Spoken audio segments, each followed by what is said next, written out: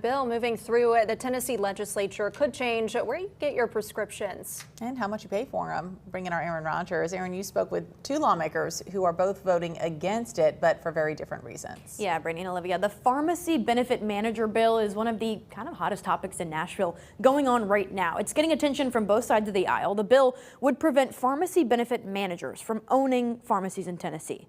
But as I was looking into it, two lawmakers that are from right here in Knox County landing on the same side of the vote, but have very different reasons for being there. So pharmacy benefit managers, they're also known as PBMs, are kind of the middleman between insurance companies and pharmacies. Now, critics say they have shown preferential treatment to pharmacies that they own while penalizing small independent pharmacies and driving up costs for consumers. Now, a state audit by the Department of Commerce and Insurance found significant discrepancies in how those companies operate. Now, the bill would ban PBMs from owning pharmacies in Tennessee, but the largest PBM in the state owns all of the CVS pharmacies. Now, Republican State Senator Becky Massey was the only no vote in her committee. She says it comes down to the jobs that are right here in Knoxville.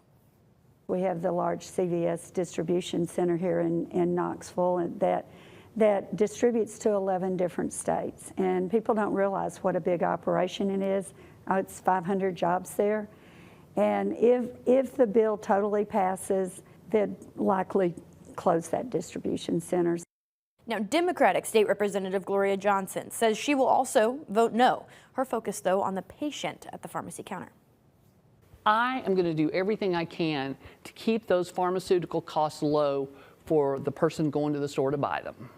Now, this bill is expected to face legal challenges if it passes, similar to a comparable law in Arkansas that was taken to court. Now, the full Senate and the House are going to vote. They've still got that ahead. But Senator Massey says she received more than 100 emails from constituents about this bill after CVS actually sent a push notification through its app urging customers to contact their legislators.